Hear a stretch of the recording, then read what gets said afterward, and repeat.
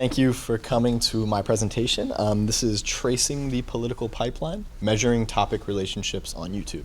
If you don't know me, my name is Henry Willis. I'm a data science major here at BU, going to law school after, kind of weird, but I'm advised by Jessica Symes, who is a professor of sociology here at BU, and a huge thanks to her for all her help.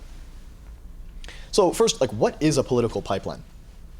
It's a pathway that leads individuals from benign or less extreme content to highly ideological and political content, often manifested in the recommendation algorithms of social media platforms. And so here's kind of a silly example from a while ago. There's some random Duke Dennis trending video, and just in 4 jumps, I was able to get from that video to Trump shocks crowd with roast of Hillary Clinton. And this was a couple semesters ago at this point. But this type of thing is ever present, right? However, existing research is limited and mostly qualitative, and I'll touch on that more later. So what do we know about this topic? Well, we know topic pipelines on media platforms must exist, even if they're not political. And we can prove this by contradiction, which is just sort of a fancy way of saying, let's imagine that topic pipelines didn't exist. Then when all of us clicked on the same video, we would have the same likelihood of getting any given video in our recommendation feed. Obviously, that's not the case, right? It uses your browsing history, it uses your watch history, among other things. So these connections must exist, and we know there's political content on YouTube, so combine those facts, there has to be pipelines to and from political content, right? And actually, some, if not most of these relationships are probably desirable, right? I'm from outside Philly, I'm a big Philly sports fan, so if I'm watching a Sixers highlights game, you should probably show me Eagles highlights games, right? And not another NFL team. And that's sort of how we want things to work, and that's sort of their whole competitive advantage too. And the negative externalities that come with this, which I'm going to talk about more, that's why I did this project, particularly radicalization, are unlikely to be malicious or manually created, right? It's not probable that someone's in YouTube headquarters and there's a map on the wall with all the topics and attaching yarn to different topics. That's probably not what's happening, right? There's way too many topics, there's way too many videos, there's way too much content on YouTube. It might happen. I could be totally wrong. That would be hilarious. But it's probably more akin to natural selection. So you can imagine, at first, there's really not much of an algorithm to recommend things to people, right? And so, but you have years of content where now you have user data. Okay, people watch this and then they watch this a year later. And so then you can sort of update your beliefs and start to feed people those second videos if they started at the first, a new person, right? But then the question becomes, well, when does it become prescriptive, right? Because at first, you're just describing human action. You're just describing, well, yeah, I even before the algorithm, I would watch a Sixers game and then I would watch an Eagles game, right? But at some point, you're going to be recommending me the Eagles game, right? So it's kind of a spectrum, and it's unclear when it becomes prescriptive. Okay, so why am I doing YouTube? 93% of teenagers in the US report using it, with the second highest platform at 63%, and that is TikTok. I think that is a few years old at this point. TikTok number is probably a little bit higher than it was there. But YouTube is the biggest by far. And almost half of that same group said that they constantly use the internet. And teenage years are also when political identities are constructed for the first time. So you could have a big influence from political content, right? And there's also a huge historical archive, as we've talked about. There's a pretty accessible API. And the 1 or 2 other studies I was able to find that did empirical research also used YouTube. So what am I trying to do? Again, as we mentioned, it's less about proving the existence of a political pipeline and more about trying to identify which topics are closest to politically extreme content. And I'm particularly interested in alt-right and neo-Marxist content. Alt-right being defined by the Oxford Languages definition, a right-wing ideological movement characterized by a rejection of mainstream politics and by the use of online media to disseminate provocative content, often expressing opposition to racial, religious, or gender equality. Thought the definition was solid. I did make my own for neo-Marxist. I couldn't find a good enough one. An ideology that incorporates traditionally Marxist views on alienation and the labor theory of value with critical theory of the Frankfurt School, often binarizing both big and small conflicts into narratives of oppressor versus oppressed. So how do we actually do this? Well, we pretend to be a brand new user, so you can imagine opening an incognito tab, and you pick a starting video of a certain topic. And the API will give us this, right? Benign topics, cooking, gaming, vlogging, whatever. They're not going to give us alt-right or neo-Marxist, right? We're going to pretend to watch it. We're going to move to the top video. We're going to check if the video we're at is politically extreme, right? If it is, terminate and report the number of steps it took. Otherwise, just continue, recurse. It's a recursive algorithm. It'll go infinitely if it never finds it, right?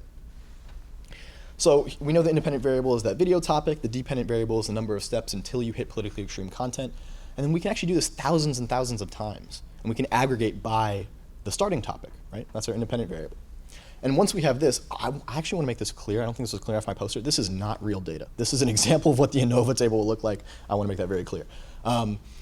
Once we have that data, this is perfect for analysis of variance, which will tell us, actually, let me take a step back, sorry. First, we need to know how do we determine whether something is alt-right or neo-Marxist or neither. And I am using large language models. This is kind of a taboo thing in the world right now in research, but in my mind it's sort of as much of a black box as a classifier that I would train myself, like a bag of words classifier. And more critically, it uses context, right? A bag of words approach doesn't. If you're not familiar with that, it just takes in all the text of a transcript and doesn't look at the order of the words. And so if we were watching a lecture, let's say, on the rise of the Third Reich in the 20th century, it's probable that that would be flagged as alt-right, but we don't want it to, right? They're not condoning that. We're more interested in condoning this type of ideology, right? And so that's why I went with large language models. We used the O3 mini model, connected it to the API. I'm not sure you can see that there, but there's just a prompt where I plug in the definitions of these terms, told it to be careful of false positives, like the ones I just mentioned, and then it only responds with alt-right, neo-Marxist, or neither, and it gets the transcript as input. So this is an example of a Steven Crowder video, loving father or dangerous gang member, who did Trump really deport? Since then, the Supreme Court has obviously ruled innocent man is the answer to this question, but he starts this video by saying, I do not care about due process. That's the first sentence of the video. And the O3 model, I'm not sure if you can see it there, but does correctly identify that as alt-right. So that's just an example of it working as intended. Okay, here we go. I got ahead of myself. So finally, we can use analysis of variance to analyze the differences in average steps among the different starting topics.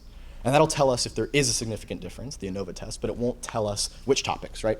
So if there is a positive result, then we can use post hoc testing, like this Tukey's HSD test, to determine which groups are significantly different. And that finally will leave us with quantitative evidence about the closeness of different types of videos to alt-right and neo-Marxist content. Unfortunately, I do not have a ton of findings to show you guys. I'm still recording these thousands of trials. I ran into some unexpected challenges. YouTube has blocked my IP, so I had to rewrite everything using a VPN and refresh every time they block that IP, because it turns out I'm making way too many requests, and they don't like that, right? So yeah, I have a poster outside. I'm happy to talk more, and hopefully I will have more findings to share with you in the next week. But as for now, that's all I have. Thank you very much.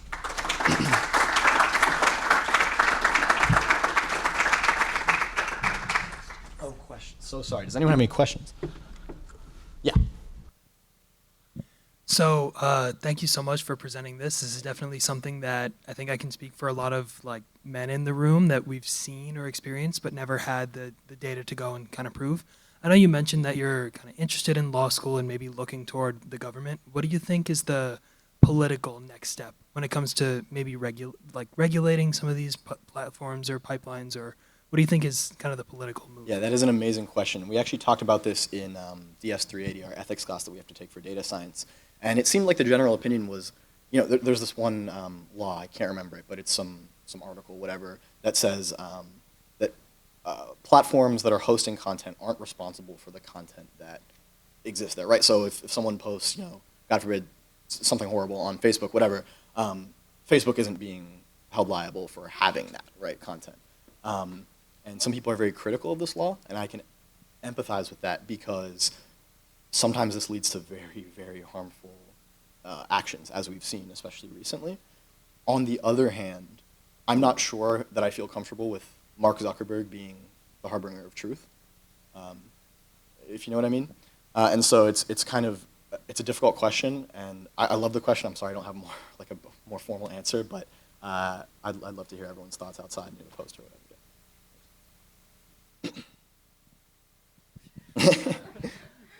So I know you don't have the results yet, Yeah. but have you seen anything where it suggests that if you start at, say, gaming, it's more likely to go right, or if you start at something else, it's more likely to go left? Yeah, that's a great question. So most of the qualitative research that's been done so far has been with gaming and alt-right, and that does seem to hold up with my very preliminary findings. But again, because it unfortunately can be highly dependent on chance of, happen to land on one of these videos, I really do want to have thousands of trials before like making claims about the average, but it does seem so far that gaming and alt-right seems to be most connected from the 3 to 5 topics that I've tested so far. The neo-Marxist content seems to take a lot longer to get to. It's hard because it might be a byproduct of like maybe there's just less neo-Marxist content on YouTube, right? There's like a smaller pool to be pulled from. But yeah, so I'm not sure if that answers your question.